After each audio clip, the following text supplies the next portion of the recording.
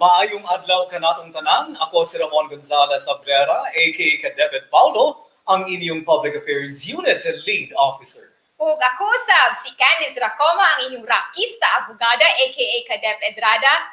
Kami ang inyong kauban, Kasaligan, kadangpan, kadeped sa BigaTEN DepEd, Batang Panatag, Bansang Matatag.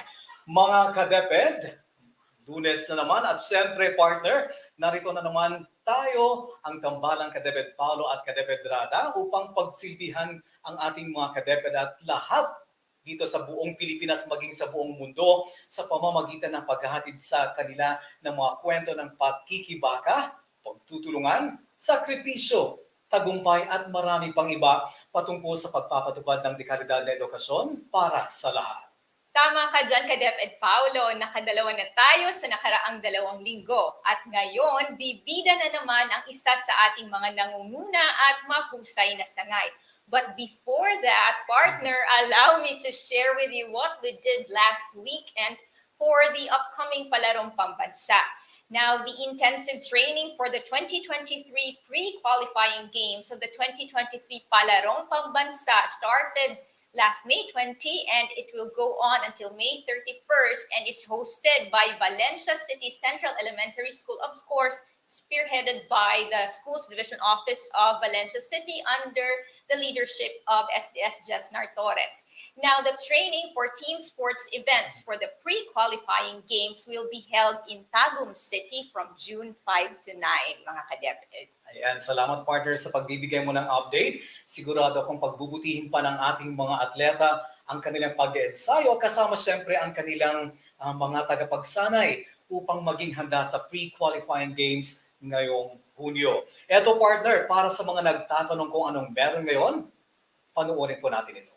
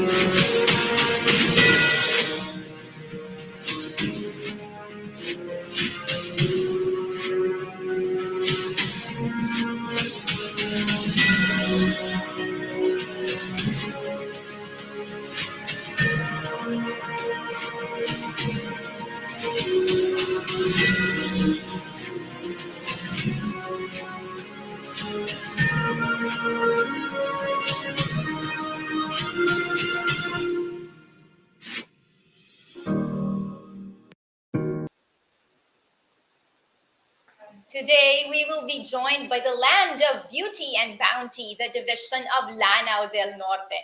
Now, today's episode talks about the powerful tale of DepEd's Alternative Learning System, or the ALS, a program that brought education and a glimmer of hope to the sons and daughters of MNLF commanders and the entire community of Kauswagan. That's right, partner. At mga ka-DepEd, ano pang hinihintay natin? Halina at maantig sa mga kwentong hatid namin para sa inyo. Let us look at Asima and Aziz as children, their dreams of education shining through despite the ravages of war as they yearn for education. Marso 2000, sinugod ng 400 miyembro ng MILF ang Kauswagan, Lanao del Norte. That's the time I declare an all-out war.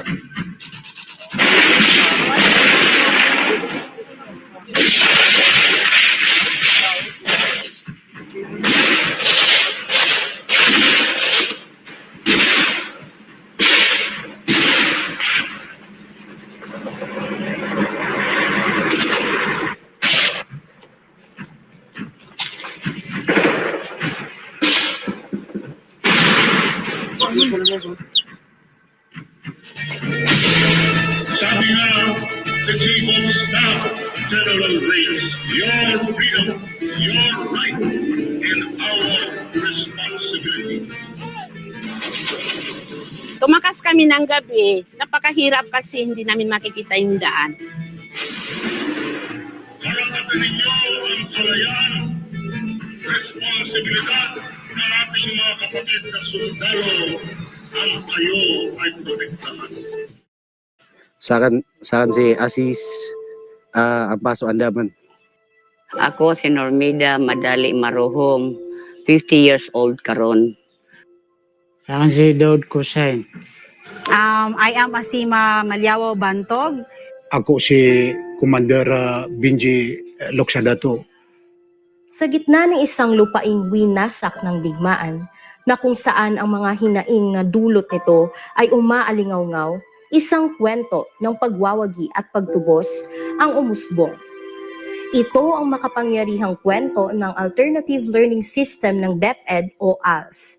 Isang programa na naghatid ng edukasyon at kislap ng pag-asa sa mga anak ng mga commander ng MNLF, maging sa lahat ng mamamayan ng Kauswagan, Lanao del Norte.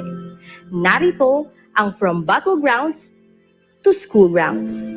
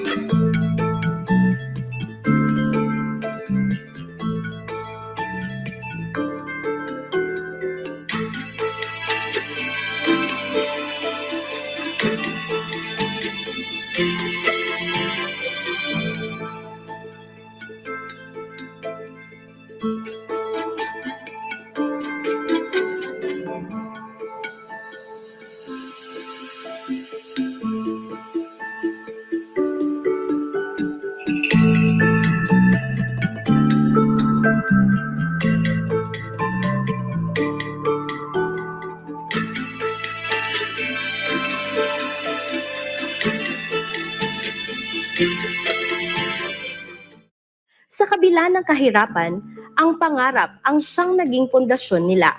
Kilalanin si Asima Bantog, ang apo ni Commander Dante, na hindi alintana ang gulong dinaranas at patuloy na naghangad ng dunong upang matuto. Si Aziz Andama naman na anak ni Commander Benji ay nooy sumabak sa mga panganib ng digmaan, ngunit taliwas ang isinisidhi ng kanyang puso. Sakan si Asis ang paso Andaman. Wata ko'y Binji Loksadato Andaman. Sa ko ay mga experience akin sa ko miyaw na isa ko di siran igira miya peaceful ibarat miya balik bayan na sa kami siya ko kiran pusong na saan igira ko na saan ipakawidniran ko mga gamitiran lagi do keniran paginomniran kububaya ko kiran mamumunot sabab po type of experience alagi duto kasi na din sa sabutan o anto na pa ni betad sa masauto. I am Asima Malyawo Bantog and a teacher of Tamparan Elementary School and a granddaughter of Vice Mayor Abdul Aziz Batingolo, a former MNLF commander. My most unforgettable moment during the war here in Munay was very hard. Masakit at saka malungkot dahil nakaundang may eskwela, nakabakwit may bisag asa nga lugar, dayon mahadlok pud may makakita og mga sundalo at the same time mga MNLF kay ang masulod sa amo ang unahuna is magbakwit na sadmi, managa na sadmi. Kanang nakabalik nami after na atong naanay peace talk nga kuan kanang pwede kanang na assured na nga safe nami sa amo ang mga balay, pero kanang ang epekto to siya sa amuha is behind na kay mi sa klase kay layo naman amo ang kanang area nga gibakwitan, so murag behind wala na sad natarong amo ang pag eskwela ato. Okay na sa oraso to na igira miada so katidaw na kita ros mamuso di ka pag-eskwela sa elementary na dikman ke piraragon na dikman di tidawataw na ke potol man. Bali potol-potol sa kanya na kuana. Sa pamamagitan ng programang ALS, ang mga pangarap nila ay nabigyan ng layang makalipad. Si Asima ay isa na ngayong huwarang guro at patuloy na nagsisilbing inspirasyon dahil sa taglay niyang di matatawarang dedikasyon, habang si Aziz naman ay nakaluklok at kabilang na sa Office of the Presidential Advisor on the Peace Process at patuloy na isinusulong at ipinaglalaban na lahat ay magkasundo at magkaroon ng kapayapaan. So ang ALS nakatabang sa ako dili lang sa katong program nga literacy kundi sa ilahang mga trainings. Daghan kog nakatunan sa ilahang mga trainings at the same time na-apply to nako siya sa ako ang daily life. And then kanang na-motivate po nako ako ang self nga if ever manggani nga successful ko dapat tabangan nako ang katong mga kabataan. So dapat ang hunahunahon yun nila ang ilahang kaugmaon bisan pag unsa kalisod ang ilahang maagian. Na isa ma-transfer sa gobyerno na kiyab nga mi kiyab madagla opportunity mi ka oma lagi dagi ALS kiyab gan sa mana ini na sumangawat na maka chance sa pumag-eskwela sa ALS. Sa kami, may mga pasad kami ron, mga skills. Taman sa iman to na kusarami so mga skills sa mga papasadami. Iman to na umambu dami umambu daw tumanggil bukiyabi. Agita kaya return siya na kuan. Siguro na da kami iman to kukabatadan kami. Kuan gyud nako sa akong kaugalingon nga dapat mo muhuman kog eskwela kay mora gyud ni makatabang sa amo and then tungod sa ALS na change akong perception sa ako ang kuan nga dili lang gyud dapat literacy ang akong mahibaw-an, dapat napagyud tay mga skills training. Iman to na alhamdulillah pinalamat ako sa mala pinalamatan na sukad na nga ako pinalamatan na si Honorable Mayor Arnado si so mamusuma puro alsaya si Sir Julius Gaspo malam yang itabangiran na rakan ko kabetadan rakan ni man ayam apteruan ko mga lagi da na kuan kangudan naigirad na mga programa gobyerno lagi do ALS na so ka ba sa grab di opportunity ka di nga katawan ni ano na ikigupian ka. Pero mas mapianap ke grab tano sa mga opportunity lagi dia.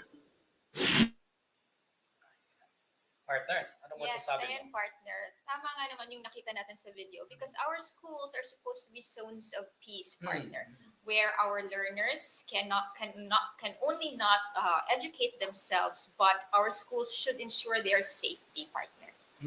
At ang maganda dito, partner, si Asima at si Aziz, maganda yung realization nila no, na kung gaano ka-importante yung edukasyon. Di ba? Kahit paano naman kapag edukado ka kasi, di ba, Direk?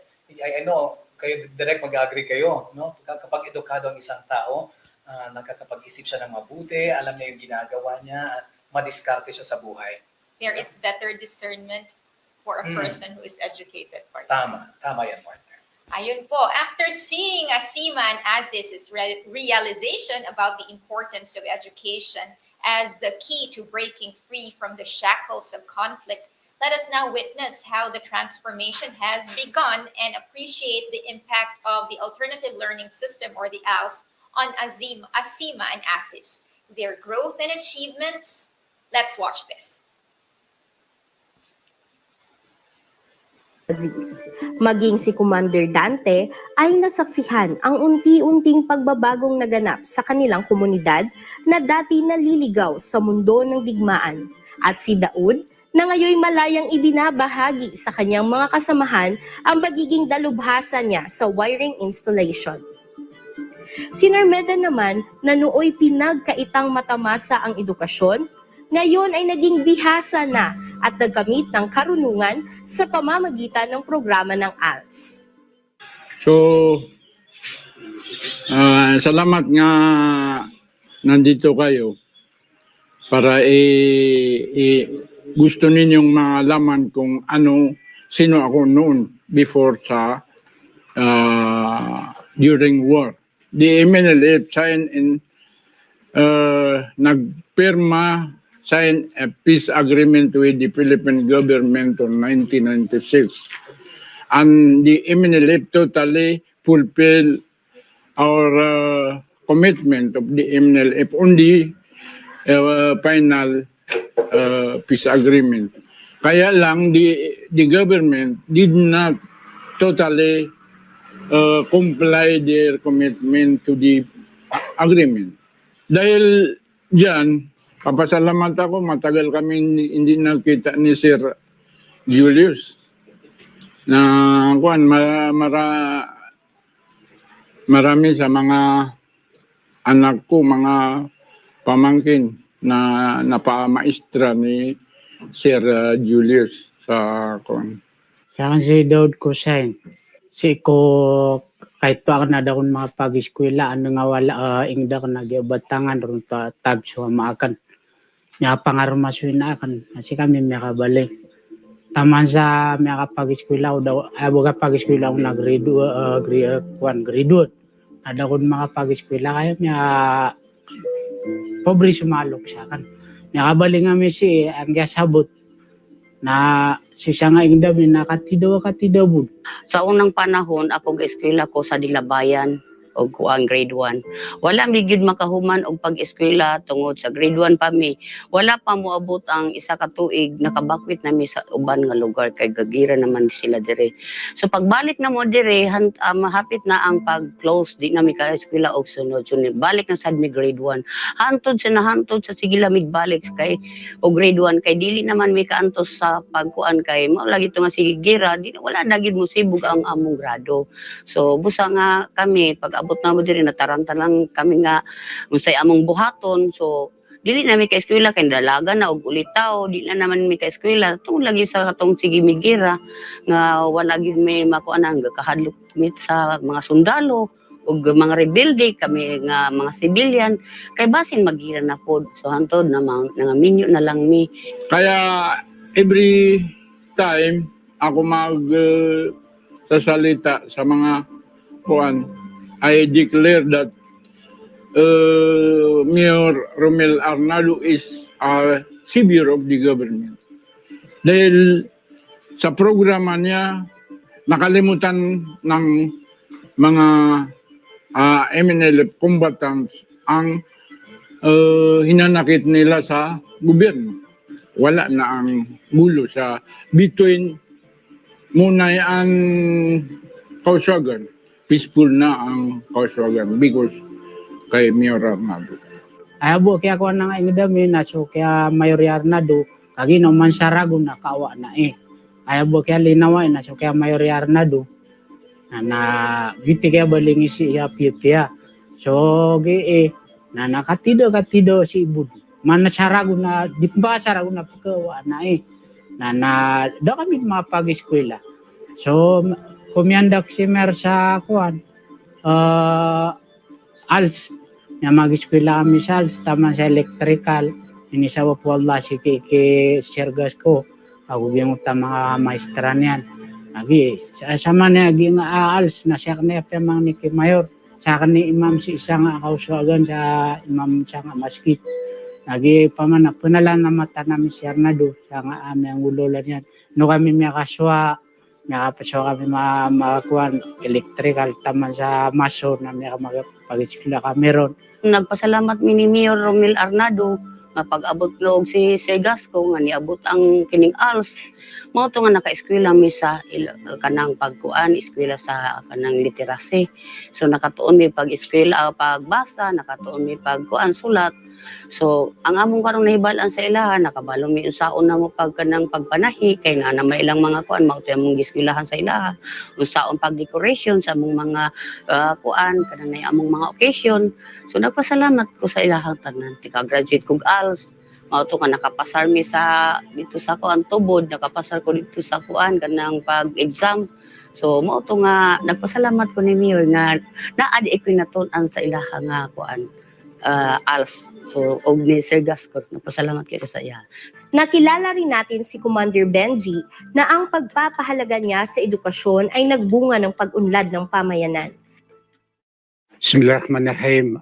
Ako si Commander Benji Loksadato. Sa una, Brigade Commander sa Bilal Camp. Di rin ako mupuyo karon sa on poblasyon. Diri ko pinanganak, diri sa on poblasyon. Pag sulod na ko sa MILF, Rebelde, gikan sa 1975 o buong munay walang pinasok ng mga sundalo, sinunog nila lahat ng mga bahay dito, kahit landahan sinunog nila. Kaya martial law, hindi sila makakita ng tao kaya papatay nila.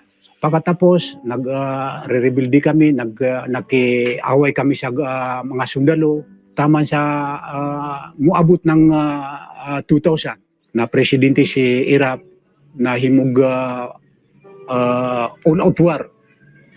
So, kining poblasyon na munay, puro ni na igo sa bomba, air attack. Nakigirami diyan sa Kadulawan, Dilabayan. Pagkatapos ang gira dito sa dito sa norte, nandoon na kami rin nagpunta sa Cotabato, sa Camp Abubakar. Doon na kami makigira hanggang sa na recover ng mga sundalo ng Abubakar. Maraming namatay doon sa amin sa pakigiran doon sa Matanog, sa Sarakan. Nakapahinga kami, umabot rin ng 2003. Makigira kami dito, Maigo, Bacolod, Kausagan. Yung mga taon doon sa sa populasyon sa all-out war at selected war, walang nabakwit lahat ng mga taon doon.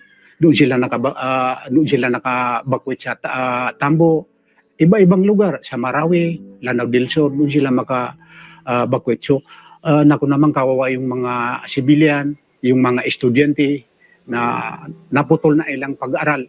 Kaya walang bakwit. Yung mga pamilya ko, sacrifice sila. Ayan, partner. ALS has changed the lives of our learners, especially those learners na kailangan natin ibalik sa edukasyon because of some circumstances, gaya na nangyari sa kanila because there has been a series of war or conflict going on in their areas. Ika nga ni Sir Butch Mahinay na ang aking tinext ngayon para manood sa ating episode ngayong umaga, ALS gives second chances, partner. Tama ka dyan, partner. At napag-usapan namin yan ni Sir Butch, by the way, partner. Meron silang bagong programa ngayon, yung research, parang endeavors nila. I'm pretty sure marami silang pag-aaralan, gagawa ng, kumbaga, ng studies, researches, kumbaga, tungkol sa ALS. And I'm pretty sure all of these will be geared toward improving the implementation of the alternative learning system in the region. Kasama na doon yung 14 divisions natin. Yes, partner. Ayan. Mga ka-DepEd, we have seen how positive change has come into the lives of Asima and Aziz. But this meaningful change did not stop with them. Let us then see how the ripples of change have taken place as the alternative learning system continuously impacts the community, such as in the lives of Commander Dante, Commander Benji, Daoud, and Norbena. That's what. Assalamualaikum warahmatullahi wabarakatuh. My name is Hairia Andaman. I'm one of the daughter of former Commander Benji Luxadato. I'm a licensed professional teacher and currently I'm an ALS implementer. Assalamualaikum warahmatullahi wabarakatuh. I'm Mujahideen A. Andaman. I'm a son of Commander Benji. Sila, kawawa sila. Yung anak ko at pamilya, kawawa sila. Wala silang, aywan ko lang anong kinabuhay nila. So, umabutan ko 2008 and 9 na naalala ko nga surrender ako. Dahil yung mga anak ko, mga liliit, kawawa sila, hindi sila nakapag-aral. Biggest thankful to my father kasi kung hindi niya naisip na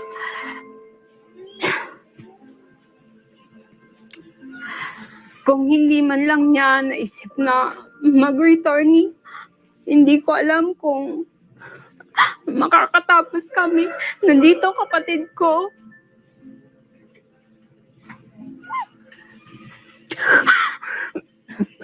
Wala, yung mama ko walang trabaho. Si Abi, way back nung battle pa, si Abi ko hindi namin siya nakakasama. Kami lang nila Umi. Kung saan-saan kami pumupunta para lang magtago. And then hopefully, alhamdulillah, kasi naisip din ni Abi na magbalik. Kasi siguro, naisip din niya kami, nahihirapan kami, and then kung hindi siya nag-return, hindi kami makakatapos ng pag-aaral tulad ngayon. I'm a professional teacher and yung kapatid ko, registered criminologist, alhamdulillah. And then, salamat Abi kasi hindi mo kami pinabayaan. Iniisip mo pa rin yung kinabukasan namin na baka matulad kami sa'yo. Alhamdulillah. 2008 and 9, nakapanibago ako. So yun, nag-surrender ako kay si Colonel De Leon, Benito De Leon, Brigade Commander sa 104th Brigade. Sobrang pasalamat din namin kay Honorable Mayor C. Arnado tulad ng ALS. Of course, ALS, malaki din yung tulong niyan kasi kumbaga yung mga batang hindi nakapag-aral, hindi makapag-aral sa formal school, pwede sila mag-aral dyan. At ngayon, ako ay isang ALS implementer. Doon nagsimula, tinawagan ako ni Mayor Romel C. Arnado. So nag-usap kami doon sa Kausuagan. Yung mga tao nga ganito, mga returnees, pwede sila matabangan. Kaya mga kawawa sila. Pinatayo niya ang ALS. Nga doon nagsimula mabuti si Brad Julius, si ang principal sa ALS. Yan ang talagang malaking tulong sa mga tao doon sa Kausuagan at sa Munay at Tangkal at Bacolod, yung ALS. So salamat kayo kay kining akong mga anak, kining isa nakahumanog criminology, yung isa nakahumanog education, yung isa nursing. So salamat kay Mayor Romel C. Arnado. Ang nasa likod ng programang nagpabago ng maraming buhay ay ang matayog na DepEd na naghandog ng pantay na oportunidad para sa lahat. At hindi alintana ang mga nakaraan ni Numan. Kaagapay ng isang ALS mobile teacher na si Ginoong Julius Cesar S. Gasco II, ang DepEd sa walang tigil na paggawa ng mga paraan upang maibsan ang puwang sa pagitan ng battleground at schoolground. Ayan, partner, nakita naman talaga natin na yung ating mga ALS beneficiaries ay talagang pinasalamatan ang kanilang unang-una, ang kanilang LGU, ang kanilang butihing mayor.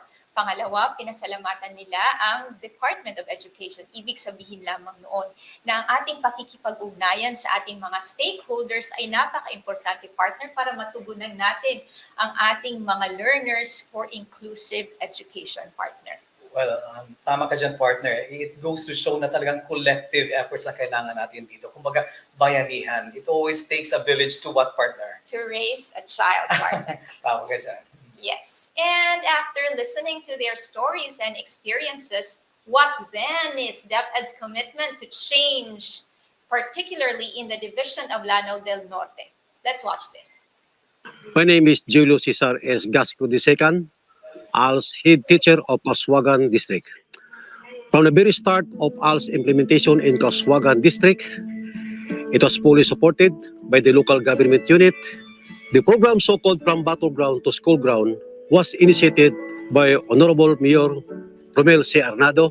And we are so blessed because in Lanao del Norte, our mayor is very supportive when it comes into education to give literacy, especially in the far-flung areas. In the year 2020 up to present, we have a total of 360 graduates landed working in abroad, and hundreds landed in local industries like the GN power plant. A total of more or less 1,200 ALS graduates landed working at the GN power plant. And I'm also thanking also for the DepEd. This program would not be realized without the support from the DepEd, especially the school division superintendent, to our energetic and world-class municipal mayor Romel C. Arnado for the undying support from battleground to school ground. Mabuhay! Dahil sa pagpapatupad ng ALS, hindi lamang edukasyon ang inihandog ng DepEd. Isinulong din ito na lahat ay makilahok at makibahagi o mas lalo pa nitong pinatatag ang mga mamamayan sa Kauswagan, Lanao del Norte.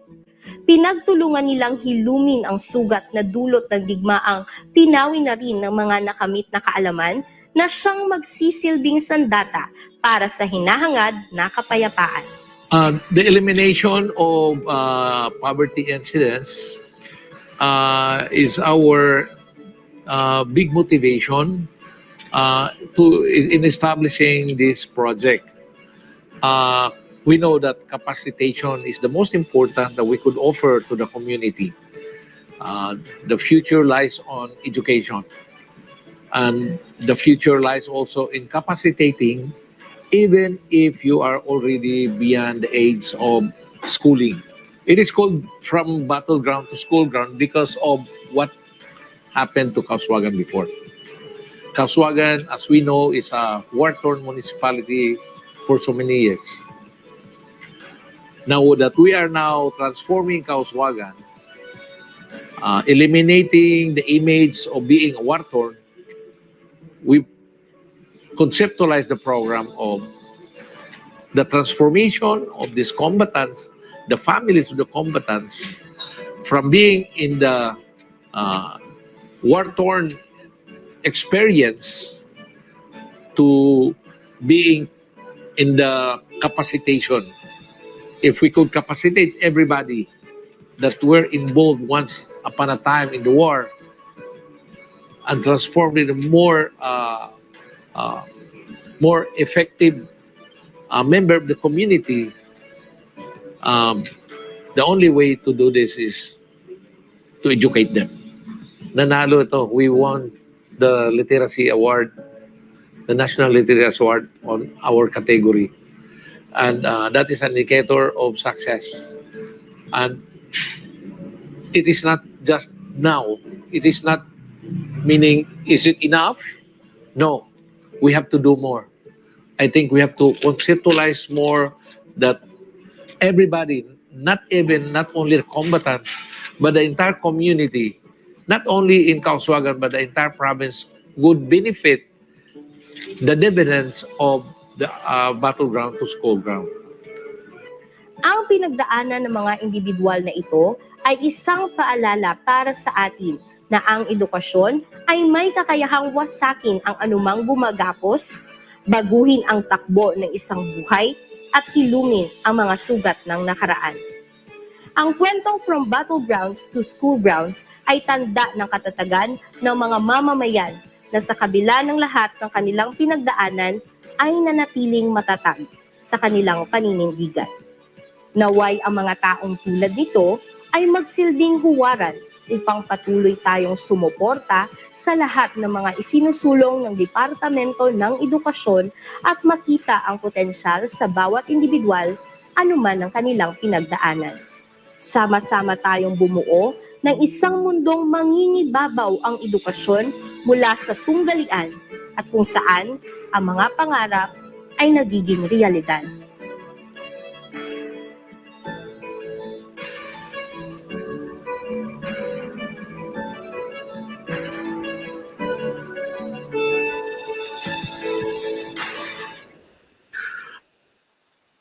Ayan, partner, nakita natin ang significant role of DepEd in implementing ALS and its dedication to transforming lives. Kasi partner, ending conflict or ending armed conflict is not just a military concern. It is everybody's concern. At tayo dito sa DepEd bilang guro, kasama na rin ang mga empleyado dito sa mga offices ng DepEd ay sama-sama tayong magtulungan upang mapabuti ang buhay ng ating mga mag-aaral, partner. Ayan, partner, napakaganda ng sinabi mo. At patungkol naman sa share sa ating kanina ni Sir Julius, eto ako naman, sang-ayon ako sa kanyang paniniwala na transformative talaga ang alternative learning system. At mabanggit ko lang, partner, lucky tayo sa DepEd kasi kahit paano nung kasagsagan ng pandemya, marami tayong natutunan sa pagpapatupad ng distance learning dahil sa experience ng ALS. Yes, partner. Na-realize natin na kahit wala tayo sa loob ng silid-aralan, ay pwede pa rin palang mag-aral. And when we give the opportunity to our learners to learn even outside our classroom, we transform the children, we transform the community by giving them activities like leisure for play. Kasi karapatan ng mga bata ito, karapatan ng mga bata na magkaroon ng access to education. At the same time, it is also their right to have time for leisure and play, partner, and to pursue their dreams. Ika nga, partner, na yung learning is not just confined within the four walls of the classroom. Kahit saan yan, kahit sa ilalim pa ng punong kahoy, different learning spaces, partner. Education must continue talaga. Yes, partner. At ang battle cry pa ba ang tawag natin doon? Hindi, kasi wala nang armed conflict doon. Now, yung sinabi kanina ni Mayor, maganda yon, from battleground to school ground. It gives a sense of inspiration and a call to action to other perhaps areas within the Philippines, particularly here in Northern Mindanao, kung merong gulo doon na hindi imposible na gawing payapa ang kanilang komunidad, partner. Ayan, kapag ginusto talaga natin, partner, meron talagang paraan. Yes. At talaga pag tayo sama-sama, nagtutulungan, magagawa natin kung gugustuhin natin. Of course. Ayan po mga ka-DepEd at partner, and that's it. Another meaningful learning experience brought to us by the Division of Lanao del Norte.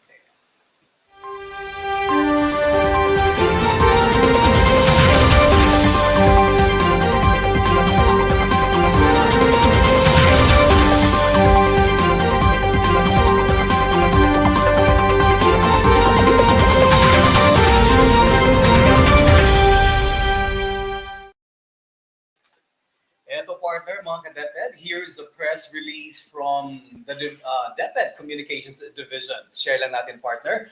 VP Sarah bears plans towards achieving inclusion in basic education during Language and Inclusion Summit. VP Sarah enumerated various plans for achieving inclusion and respect for language diversity in basic education programs during her speech at the Language and Inclusion Summit on Friday.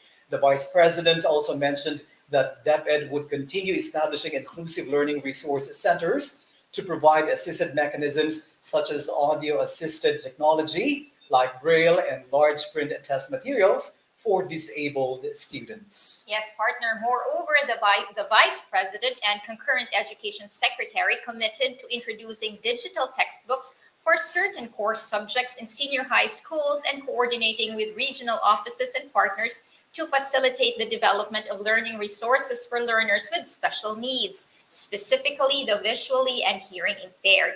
Now, she also appealed for the continuous support of partners and stakeholders in supporting teachers and learners in fostering a positive and non-threatening learning environment. Now, during the summit, DepEd also gathered commitments from policymakers and stakeholders to support its implementation of language and inclusion programs. Senator Lauren Legada discussed fostering multilingualism for inclusion in education and society, while Senator Sherwin Gatchalian rallied to support alternative and inclusive learning. The Language and Inclusion Summit also showcased an exhibit featuring various teaching and learning materials developed and used in schools to support the delivery of language and inclusion programs. Now, spearheaded by the agency's curriculum and teaching strand, this summit was a two-day event designed to present empirical data on the importance of language and inclusion and to showcase initiatives on the implementation of DepEd programs such as the mother tongue-based multilingual education, or that's what we call the MTB-MLE, the Indigenous Peoples Education, or the IPED, Madrasa Education, or the MEP, Special Needs Education, or SNED, and Alternative Learning System, or the ALS. Now, para sa karagdagang detalye, maaaring bisitahin ang DepEd Philippines sa Facebook. Now, partner, sino yung mga nakikita natin na nag-attend doon? Of course, pinangunahan ang ating delegation ng ating butihing Regional Director RD Art Bayukot, kasama siyempre si ARD Rico Martin at si Chief Malaepra Magnaong at ang ating mga napakagaling na mga supervisors, partner. Yes, nandun si Sir Dr. Butch Mahinay for our focal person for the ALS program. Nandun din si Dr. Ellen Delante, ang ating focal person or supervisor for SPED or Special Education. At of course, ang missing in action sa BigaTEN DepEd 10 na si Carlos Llamas for the Madrasa and Alive programs, partner. Ayan. At syempre yung mga kasama nila na mga focal persons from our 14 division. Yes. Ayan. Eto, Direk, pwede ba tayong mag-shoutout, Direk? Tingnan natin kung sino yung mga nanonood sa atin. Ayan. Ako muna mauna mag-shoutout bago yan. Sige. Shoutout muna kay Sir Lito Barazona, Ma'am Ivy Madronero, and Ma'am Christine Jutba, ALS leaders in SDO Lanao del Norte, at pasasalamatan natin ang lahat ng ALS teachers at SDO ng Lanao del Norte. Ayan. Eto, Direk, sino yon? Si Robbie Lags. Paano ba basta? J. Ruby. J. Ruby Lags. Congratulations and more power to ALS. Ay, nako, thank you, ma'am. Asima M. Banto, good afternoon, watching from Tamparan Elementary School, Munai District Division of Lanao del Norte. Ayan, kay Lucille Pinar, good afternoon, watching from Miguel Esmade, ba tama yan, partner? Memorial Integrated Katipunan E-School. Ayan. At mula naman kay Crisela Timagos Bartolome, good afternoon, everyone, watching from Tubod Central Elementary School, Tubod West District Division of Lanao del Norte. And mula naman kay Amera Ampaso, congrats, Sir Julius. Partner. Ayan, meron pa ba? Kay Gemma Elamios Kuray, more power to us. And we also have a shout out from Elaine Alesna, watching from Francisco Bolante Elementary School Division of Lanao del Norte. And okay, ALS Region 10, special shout out to Sir Lito, Ma'am Tin, and Ma'am Ivy. Hi, Sir Butch. And meron pa ba? Lord Derek Velarde, watching. Si Sir Flor, okay, watching from Lanao del Norte. Our ITO, Division Information of Technology Officer dito. Hindi doon kasi dito. Ayan. Jamima Nasroding Mags, good afternoon, watching from Bobonga, Radapan, PS, Pantauragat District Division of Lanao del Norte. Ayan. And Aida Alquilta, watching from Liangan East Elementary School, Bacolod District. Magandang hapon po.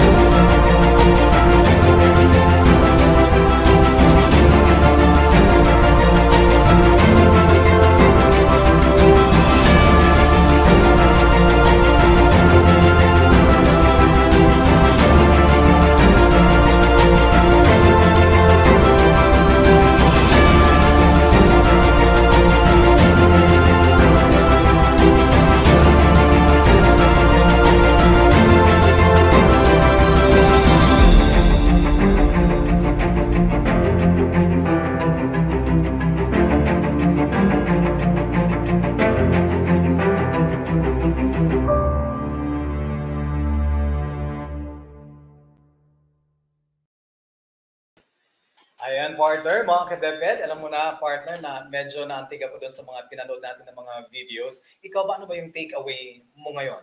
Ngayong araw na to, partner, isa lang naman ang takeaway ko. Everyone deserves a second chance.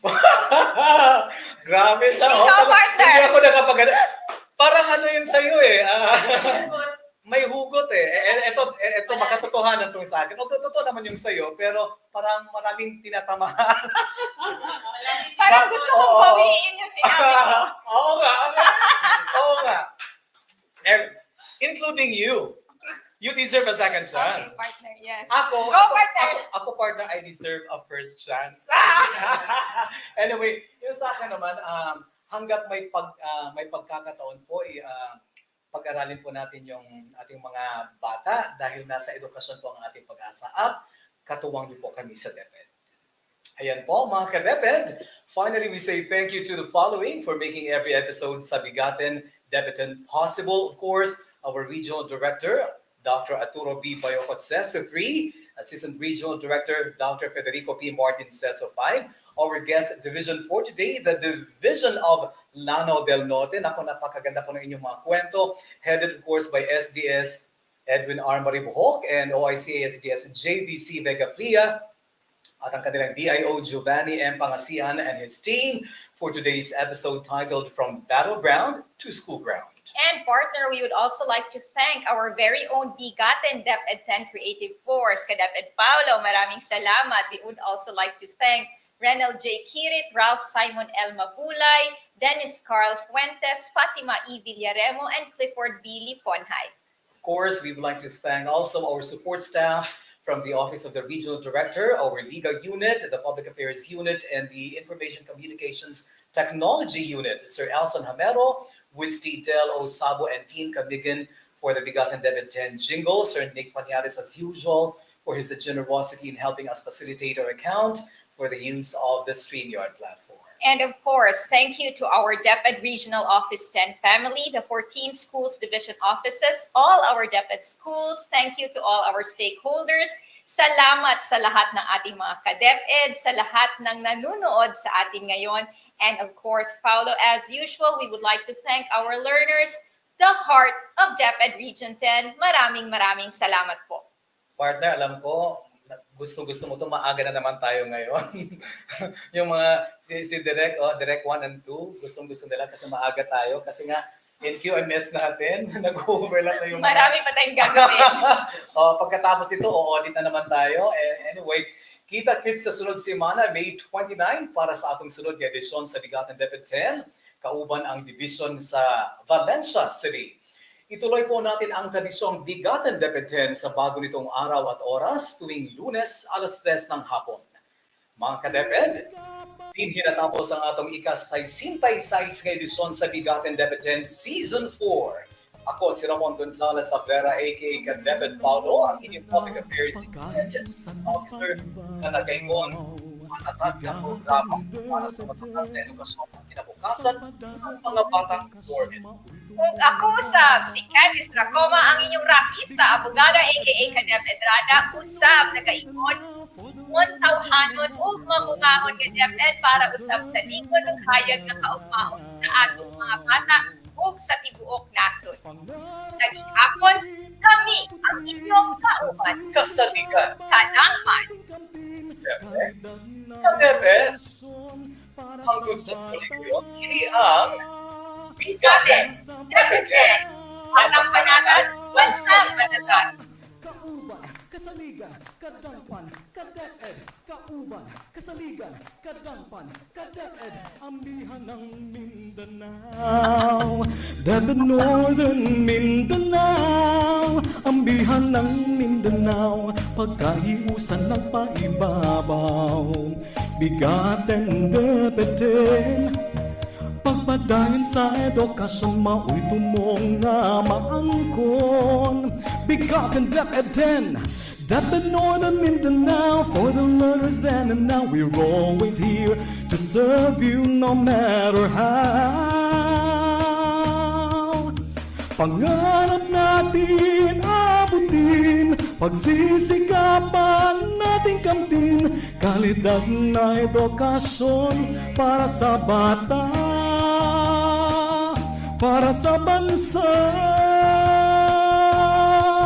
DepEd Northern Mindanao, ambihan ng Mindanao, BigaTEN